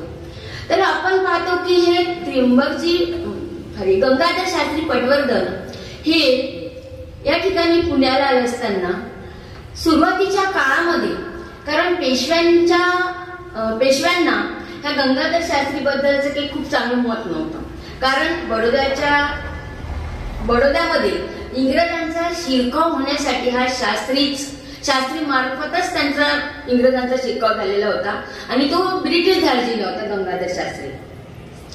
तर त्यामुळे पेशव्यांचे काही मत त्याच्याबद्दल चांगलं नव्हतं. बरेच दिवस त्यांनी त्यांची भेट पण घेतली नाही. परंतु गंगाधर शास्त्री पटवर्धन किंवा गंगाधर शास्त्री आणि त्र्यंबकजी यांनी मात्र त्यांची म्हणजे पेशव्यांचं मत त्यांनी बदलवलं. हळूहळू त्यांच्यामध्ये मत परिवर्तन झालं आणि गंगाधर शास्त्र्यांच्या मुलाला पेशव्यांची मेहुणी यांच्याशी त्यांचं लग्न पण ठरलं आणि नाशिक या ठिकाणी लग्नाचा कार्यक्रम पण म्हणजे ठरलेला होता. तर हा गंगाधर शास्त्री याला आपल्या बाजूला त्र्यंबकजींनी हळूहळू वळून घेतलेलं होतं, कारण त्याला माहिती होतं की कारण गंगाधर शास्त्री अत्यंत हुशार व्यक्तिमत्व होतं आणि ते ब्रिटिश धार्जिणे नव्हतं. परंतु आपण पाहतो की ह्या सगळ्या गोष्टींवर एल्फिस्टनचं बारीक लक्ष होतं आणि म्हणून एल्फिस्टननं या गंगाधर शास्त्र्यांच्या मुलाची मुंज जेव्हा झाली तेव्हा पेशवे त्या ठिकाणी हजर होते. तर आपण पाहतो की या गंगाधर शास्त्री पटवर्धन आणि पेशवे यांच्यामध्ये त्यांनी थोडी जवळीक निर्माण केलेली होती आणि नाशिक या ठिकाणी ठरलेला जो विवाह होता त्यासाठी हे लोक निघाले सुद्धा होते, पण एल्फिस्टननी त्यांच्यावर दबाव आणला शास्त्रांवर आणि तो ठरलेला विवाह जो होता तो रद्द करण्यात आला. तो रद्द झाला नाही, परंतु विवाह जरी रद्द झाला होता तरी त्यांची यात्रा जी आहे ती ठरलेली होती. पहिलेच त्याचं नियोजन झालेलं होतं आणि म्हणून गंगाधर शास्त्री सोबत ते त्या ठिकाणी पंढरपूरला आलेले होते. पेशवे पण सोबत होते. आणि कार्तिकी एकादशीच्या दिवशी त्या पंढरपूरच्या, कारण ते आनंदीचे पण ज्ञानोबाचे पण ते खूप भक्त होते आणि विठ्ठलाचे तर त्र्यंबकजी खूपच भक्त होते. आणि त्या ठिकाणी आपण पाहतो की 20 जुलै 1815 या रोजी त्या ठिकाणी हत्या झाली. परंतु त्या अगोदर आपल्याला सांगावंसं वाटते की त्र्यंबकजींनी गंगाधर शास्त्री ज्या ठिकाणी ते थांबलेले होते त्यांनी तिथे निरोप पाठवला की आता गर्दी नाहीये आणि पेशवे उद्या परत जाणार आहे पुण्याला, तर पेशव्यांची भेट घ्यायसाठी तुम्ही या. परंतु शास्त्रींनी निरोप दिला की मला बरं नाहीये, मी येऊ शकत नाही, तब्येतीचं मला थोडी कुरकुर आहे. परंतु त्र्यंबकजींनी दुसऱ्यांदा परत व्यक्ती पाठवला, तेव्हाही त्यांनी तोच निरोप दिला. परंतु तिसऱ्यांदा व्यक्ती पाठवला तेव्हा त्यांनी म्हटलं की तुम्हाला बरं वाटत असेल तरच या. शास्त्रांना वाटलं की 3दा निरोप पाठवल्याच्या नंतर आपण गेलो नाही तर पेशव्यांनाही वाईट वाटेल आणि म्हणून मग ते आपल्या लोकांसोबत निघाले. त्यांची भेट झाली आणि ते परत जात असताना त्याच्या छोट्या अरुंद गोळीमधून, परंतु जाताना एक कोणीतरी व्यक्तीने म्हटले की शास्त्री कोणता आहे, तर दुसऱ्याने उत्तर दिले की गळ्यामध्ये ज्याच्या कंठी माळ आहे तो शास्त्री.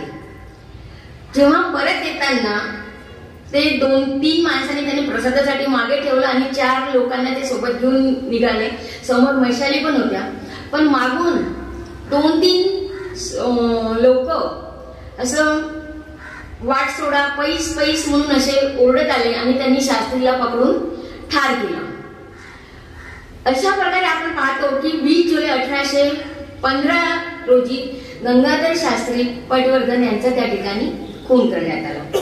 तर एलिफिस्टन त्यावेळी वेरूळला होता आणि त्याला ही जी संधी होती ती त्याला ती चालून आली आणि त्र्यंबकजीला त्यांनी गंगाधर शास्त्रीच्या खुनासाठी जबाबदार ठरवलं आणि त्यांनी कोणतीही चौकशी न करता, जेव्हा की त्र्यंबकजींनी सांगितलं होतं की मी चौकशी करत आहोत, माझा तपास सुरू आहे, परंतु त्यांनी कोणतेही न ऐकता, पेशव्यांचेही त्यांनी न ऐकता त्यांना अटक केली आणि त्यांना ठाण्याच्या किल्ल्यामध्ये त्यांनी त्र्यंबकजीला ठेवण्यात आला. तर आपण पाहतो की त्या ठिकाणी त्यांना ठेवण्यात आलं ठाण्याच्या किल्ल्यात. तो जो माझ्या मी थेसिस मध्ये त्याचा फोटो येते की तो कितीतरी त्या काळामधला असा बाहेरून पूर्ण समुद्र आणि मध्ये तो किल्ला, बाहेर जाऊ नाही शकत, परंतु त्या ठिकाणी सुद्धा त्यांनी एक मोद्दार जो होता, जे घोड्याची देखभाल करणारा मोद्दार, तर तो आपल्या मराठी होता तो, आणि त्या आपल्या तो पोवाड्यामधून त्याने त्र्यंबकजीला सगळ्यात त्याची माहिती पुरवली. आणि त्यानंतर आपण पाहतो की 12 सप्टेंबर 1816 रोजी त्र्यंबकजींनी त्या ठाण्याच्या किल्ल्यातून त्यांनी पलायन केलं. तर किल्ल्यातून पलायन केलं ही जी घटना जी आहे त्याला जनमानसामध्ये खूप त्याला म्हणजे त्याची वाहवा झाली. किंवा आपण पाहतो की शिवाजी महाराजांनी ज्या आग्र्याच्या किल्ल्यातून सुटका केली त्याला त्याच प्रकारे आपण पाहतो की त्यांचे हे धाडसीपणा जो होता तो त्यांच्यामध्ये होता. आणि त्यांनी किल्ल्यातून पलायन केल्याच्या नंतर एलिफिस्टनने आपण पाहतो की त्यांनी त्यांना पलायन केल्याच्या नंतर ते निघून गेले, कारण 200 घोडेस्वार त्यांचे थांबलेलेच होते, कारण त्यांची ती सगळी पूर्ण तयारीच होती. आणि मग त्यानंतर पुन्हा त्र्यंबकजींनी गुप्तपणे त्यांची लष्करी त्यांनी तयारी चालू केलेली होती. फेब्रुवारी 1817 पासून त्यांनी त्यांच्या हालचालीला सुरुवात केली आणि त्र्यंबकजीला पेशव्यांची मदत होती. आणि आपण पाहतो की या एल्फिस्टनचं पूर्ण या सगळ्या हालचालीवर लक्ष तर होतच. आणि आपण पाहतो की आपल्या भारतीय इतिहासाला विश्वासघाताची त्यांना एक तो एक शापच आपल्याला ठरलेला आहे की प्रत्येक वेळेस आपण जेव्हा पाहतो आपला नाश झालेला आहे किंवा आपण हारलेला आहोत त्या ठिकाणी आपल्याला विश्वासघातच आपल्याला दिसून येतो. तर त्या ठिकाणी म्हणतो की बाळाजी पंत नातू जो होता हा मराठ्यांकडील सगळ्या बातम्या ज्या तो एल्फिस्टनला पुरवत होता. त्याच्यानंतर माझ्या संशोधनामध्ये अजून एका व्यक्तीचं नाव आलेलं आहे यशवंतराव घोरपडे. हे पेशव्यांचा पगार घेत होते परंतु बातम्या सगळ्या ते एल्फिस्टनला पुरवित होते. आणि आपण पाहतो की मग त्र्यंबकजीनी जी आपली पूर्ण लष्करी त्यांनी यावेळी सुद्धा सगळे पेंढारी, रामोशी, भिल्ल, मातंग जी काही लोक जे होते आणि हे लोक सगळे पराक्रमी होते या लोकांना सोबत घेऊन त्यांनी आपली 10,000ची त्यांनी आपली फौज निर्माण केलेली होती. आणि या एल्फिस्टननी मग पेशव्याला सांगितलं होतं की तू जे काही तुम्ही पुरवत आहे त्यांना मदत त्र्यंबकजीला ते तुम्ही ताबडतोब बंद करायला पाहिजे. त्यांनी म्हटलं की मी मदत करत नाहीये, ते नाकारलं पेशव्यांनी. आणि मग एल्फिस्टनने त्र्यंबकजीला पकडून द्यासाठी पेशव्यांवर त्यांनी खूप दबाव आणला. त्यांच्यामध्ये तणावही निर्माण झाला. परंतु पेशवे जे होते ते आपला वेळ निभावून येत होते कारण त्यांचीही इंग्रजांसोबत लढण्याची त्यांची तयारी झालेली नव्हती आणि म्हणून ते वेळ निभावत होते. परंतु आपण पाहतो की एल्फिस्टननी मग त्यांच्यावर दबाव आणला आणि त्यांनी पुण्याजवळ सैन्य आणून ठेवलं. मग त्यावेळी मात्र मग एक पेशव्यांनी जाहीरनामा काढला. तेव्हाही काही त्र्यंबकजी सापडलेले नव्हते आणि 13 जून 1817 रोजी त्यांच्यावर त्यांनी पुणे करार लादला पेशव्यांवर आणि त्याच्यामध्ये त्र्यंबकजीला हवाली करण्याचं त्याच्यामध्ये एक कलम होतं. परंतु आपण पाहतो की त्र्यंबकजीच्या कारणांवरून पेशवे आणि एल्फिस्टन यांच्यामध्ये खूप जास्तच तणाव वाढलेला होता आणि शेवटी मग त्र्यंबकजी तर सापडले नाही. पण तेव्हा त्र्यंबकजीच्या कुटुंबियांना म्हणजे त्यांनी ते त्यांचं कुटुंब जे होतं त्यांनी जाहीरनामा काढलेला होता. तेव्हा 18 जून 1817 रोजी ते त्यांना मग ठाण्याच्या किल्ल्यामध्ये पाठवलेलं होतं. आपण पाहतो की बाजीराव आणि एल्फिस्टन हे दोघेही एकमेकांच्या हालचालीवरती लक्ष ठेवून होते. त्याच्यानंतर आपण पाहतो की 5 नोव्हेंबर इंग्रज आणि पेशवे यांच्यामध्ये 1817 मध्ये खडकीची लढाई झाली. 1817 मध्ये त्या ठिकाणी एरोड्याची लढाई झाली आणि त्यावेळी बाजीराव पेशवे जे होते ते पुणे सोडून पुरंदराकडे ते निघून गेले. आणि 1 जानेवारी 1818 रोजी कोरेगावची लढाई झाली. यावेळी मात्र त्र्यंबकजींनी इंग्रज सैन्यांना पूर्ण त्रस्त करून सोडलेलं होतं. यावेळी त्यांच्यासोबत बापू गोखले हाही होता आणि यांनी तासगाव जवळ या जनरल स्मिथला त्यांनी अडवून धरलेलं होतं. त्यामुळे पेशव्यांना थोडं समोर जाता आलं. परंतु शिवणीच्या लढाईमध्ये या बाजीरावांचा पराभव झाला. त्यावेळी पेशव्यांसोबत त्र्यंबकजी, रामदीन आणि काही सरदार होते. परंतु यावेळी पेशव्यांना शिंद्याची मदत काही मिळाली नाही. 2 जून 1818 रोजी बाजीराव आणि मालकम यांच्यामध्ये भेट झाली आणि या मालकमने पेशव्यांसोबत काही अटी ठेवल्या आणि या अटीमध्ये त्र्यंबकजीला ब्रिटिशांच्या स्वाधीन करा हे सुद्धा एक कलम होतं. परंतु पेशव्यांनी सांगितलं की त्र्यंबकजी हा माझ्या हाताखाली आता नाहीये, तो सैन्य आहे, त्याचे वेगळं सैन्य आहे आणि तो माझ्या नियंत्रणाखाली पण नाही आहे. त्यामुळे मग ती अट त्यांनी रद्द केली. त्र्यंबकजींना इंग्रजांनी खूप कसून शोध घेतला आणि शेवटी ते अहिरगाव या ठिकाणी असताना जयाजी पाटील आणि त्यानंतर एक त्यांचा एक नोकर होता नाना आणि एका स्त्रीने, कारण असं एक आजला काय होतं की ते जे कपडे वगैरे धुवायला नदीवर जातात तर तेव्हा ते सरदारांचे कपडे होते तर ते कोणीतरी सांगितलं की ते कोणतरी मोठा सरदार राहत असेल आणि अहिरगावचे जे सासूरवाडीला असताना जयाजी पाटील यांनी त्यांचा ठाव ठिकाणा सांगितला आणि शेवटी 29 जून 1818 रोजी त्र्यंबकजी जे होते ते पकडले गेले. त्याच्यानंतर आपण पाहतो की त्यांना चुनारच्या किल्ल्यामध्ये ठेवण्यात आलेलं होतं. त्या ठिकाणी ह्या चुनारच्या किल्ल्यामध्ये असताना त्यांना एक बिशप हेबर यांची त्यांनी भेट घेतली होती. मिशनरी होता. तर तेव्हा त्यांनी म्हटलं की त्यांचं जिथे छोटस देऊळ आहे, त्यांनी आपल्या फुलबागा छोटे छोटे झाडं लावली होती फुलाची, आणि त्यांनी एक ओंजळीभर मला फुलं पण दिली, आणि असा ठेंगणा करारी असं त्याचं व्यक्तिमत्व होतं असं त्यांनी म्हटलं. आणि त्र्यंबकजींनी त्यांना हे म्हटलं की जर या ठिकाणी तुमची माझी भेट न होता अजून दुसऱ्या ठिकाणी जर भेट झाली असती तर मला जास्त आनंद झाला असता. त्र्यंबकजीला त्या चुनारच्या किल्ल्यामध्ये ठेवलं. शेवटची त्यांची खूप वर्ष अतिशय त्यांची त्रासदायक गेली. त्यांना काशी या ठिकाणी जाण्याची इच्छा होती. त्यांनी म्हटलं की माझा शेवटचे दिवस मला काशीला घालवायचे आहे, परंतु इंग्रजांनी ते काही मान्य केलं नाही. आणि शेवटी 16 ऑक्टोबर 1829 रोजी चुनारच्या किल्ल्यामध्येच त्यांचं निधन झालं.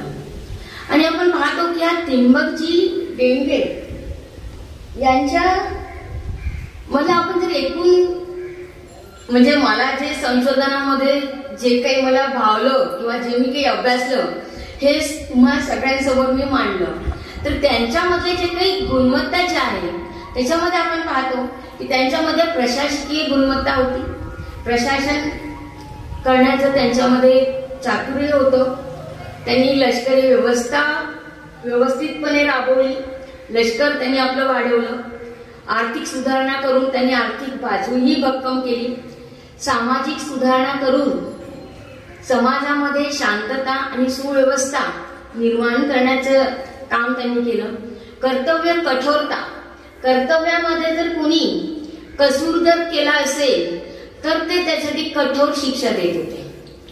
एकदा असं कुठलं तरी एक जमीनदार होता, त्याची जमिनीची जप्ती करण्यात आली, परंतु त्यांनी काही सोडलं नाही, आपलं म्हणजे स्वाधीन केलं नाही. तेव्हा त्यांनी त्र्यंबकजींनी त्या व्यक्तीला म्हणजे त्या जमीनदाराला असं एक आपला बुक्कीचा मार दिला. त्यांच्यामध्ये मोठमोठ्या अंगठ्या होत्या त्यांच्या हातामध्ये आणि जोडवी होती. तर त्यांनी ठोसा मारला तर त्याच ठिकाणी त्यांचा मृत्यू झाला. म्हणजे ते तितकेच कठोर सुद्धा होते.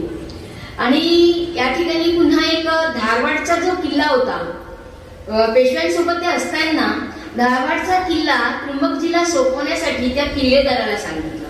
परंतु मला इथे अजून एक गोष्ट सांगावीशी वाटते की त्र्यंबकजी जे होते ते सर्वसाधारण घराण्यातून गेलेले होते, आलेले होते, पुढे ते आलेले होते.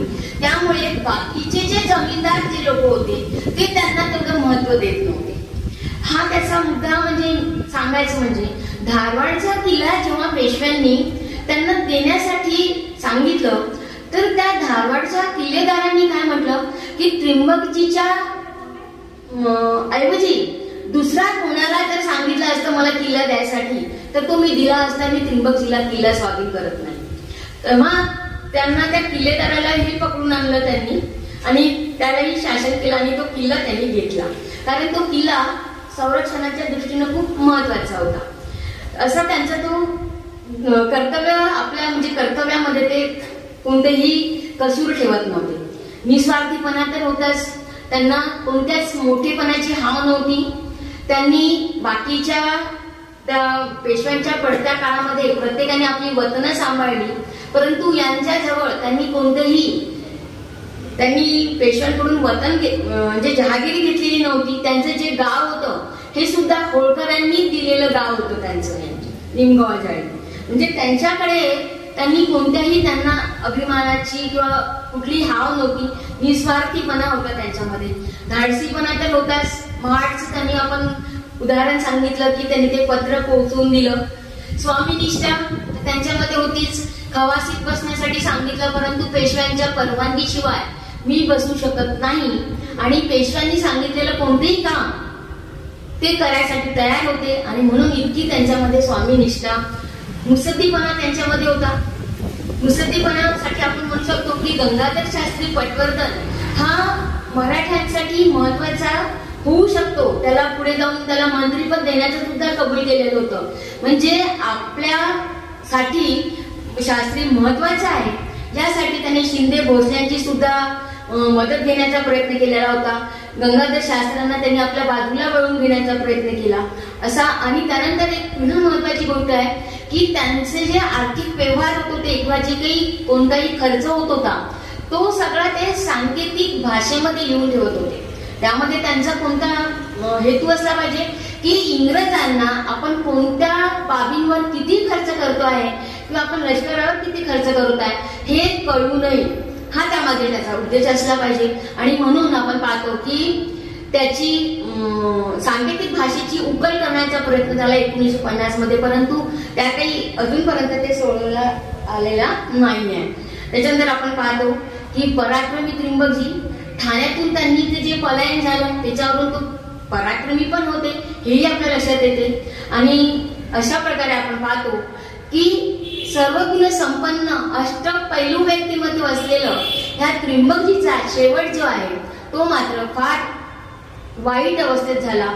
जर त्रिंबकजीला सर्व प्रकारे तर आपण पाहतो की त्यांनी खूप मोठ्या विश्वासाने आणि पराक्रमाने त्यांनी स्वतःच्या कर्तृत्वाने ते वरच्या पदापर्यंत पोहोचलेले होते. म्हणजे सर्वच आता मी तुम्हाला उलगडून दाखवलं त्यांचं व्यक्तिमत्व की ते वरच्या पदापर्यंत पोहोचलेले होते, परंतु जनमानसामध्ये त्यांच्याबद्दलची जी प्रतिमा जी होती ती खूप वेगळ्या पद्धतीची बनलेली होती. परंतु जेव्हा आपण अभ्यास करतो तेव्हा आपल्या लक्षात येते की काही वेळेस त्यांना त्या त्या परिस्थितीनुसार तो निर्णय घ्यावा लागतो. मग त्यासाठी आपण त्याला निष्ठुर म्हणू शकत नाही. आणि अशा प्रकारे आणि अपयश त्यांना आलं कारण त्यांनी खूप प्रयत्न केला मराठी राज्य वाचवण्याचा. आणि त्यासाठी आपण पाहतो की काही लोकांनी आपल्याच लोकांनी त्यांना अतिविश्वासाने आपल्याच लोकांवर दाखवला आणि त्यामुळे सुद्धा त्यांना अपयश आलेलं आहे. मराठ्यांमधील जे यादवी म्हणजे त्यांचा मतभेद जे होते ते मराठे जर एकत्र आले असते आणि सर्वांनी मिळून जर इंग्रजांचा मुकाबला केला असता तर नक्कीच त्यांना काही प्रमाणामध्ये यशही आलं असतं. त्याच्यानंतर पाहतो त्यावेळेस बाजीराव पेशवा दुसरा जो आहे त्या काळात त्याची परिस्थिती जी आहे ती सुद्धा झालेली होती, कमकुवत परिस्थिती झालेली होती. आणि फितुरी ब्रिटिशांची जी कूटनीती जी आहे ती खूप श्रेष्ठ होती. त्याच्यानंतर आपण पाहतो की या सगळ्या गोष्टींमुळे त्रिंबकजीला त्यांच्या कार्यामध्ये यश येऊ शकलेलं नव्हतं, परंतु अपयश आलं म्हणून त्याचं कार्य जे आहे ते कमीही होत नाही. त्यांच्यामध्ये स्वामीचा हितचिंतक, उत्तम प्रशासकीय क्षमता, राज्य चालवताना लागणारी ती कर्तव्य दक्षता, मराठी राज्याचे हित जोपासणारा मुत्सद्दी अनेक गुण त्यांच्यामध्ये होते. आणि त्रिंबकजीला गंगाधर शास्त्रीचा खुनी म्हणून त्यांनी घोषित केलं, परंतु इंग्रज ते पुराव्यानिशी कधीही सिद्ध करू शकले नाही. मला परत एक 2 मिनिटं बोलायचं हे सांगावंसं वाटते की इंग्रजांनी त्यांना गंगाधर शास्त्र्याचा खुनी म्हणून घोषित केलं, परंतु त्यासाठी कोणताही त्यांना पुरावा मिळालेला नव्हता. शांता कोठेकर सुमन वैद्य या मॅडमच्या या संशोधनामध्ये त्यांनी हे सिद्ध केलेलं होतं की हा इंग्रजांचा राजकीय डाव होता. आणि त्यांनी यासाठी बडोद्याचे गायकवाड यांना सुद्धा गंगाधर शास्त्राच्या खुनासाठी त्यांनी कारणीभूत ठरवलेलं होतं. कारण गायकवाड्यांमध्ये सुद्धा बडोद्याच्या गायकवाड्यांमध्ये सुद्धा एक गट गंगाधर शास्त्राच्या विरोधामध्ये होता किंवा त्यांना त्यांचं वर्चस्व सहन होत नव्हतं आणि म्हणून ते त्यासाठी त्यांना सुद्धा खुनी म्हणून त्याच्यासाठी जबाबदार पकडतात. परंतु जेव्हा आपण सगळा अभ्यास करतो तेव्हा आपल्याला लक्षात येते की शेवटपर्यंत इंग्रज सुद्धा कोणताही पुरावा देऊ शकले नाही. तो इंग्रजांचा तो एक राजकीय डाव होता हे पुराव्यावरूनच हे सिद्ध होते. आणि अशा प्रकारे आपण पाहतो की त्रिंबकजी डेंगळे यांचं जे व्यक्तिमत्व होतं ते फार मोठं होतं. त्यांच्या गावातल्या त्या सगळ्या लोकांना, सगळ्या प्रतिष्ठित व्यक्तींना म्हणजे माझ्या या भाषणातून थोडंफार समजलं असेलच. मी माझ्या भाषणातून माझं मनोगत व्यक्त करण्याचा मी छोटासा प्रयत्न केलेला आहे. ते तुमच्यापर्यंत किती पोहोचलं असेल माहिती नाही. इतकं बोलून मी माझे 2 शब्द संपवते.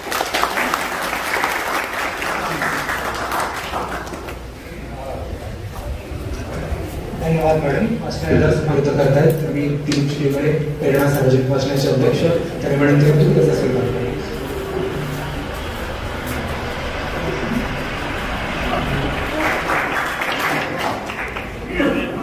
यानंतर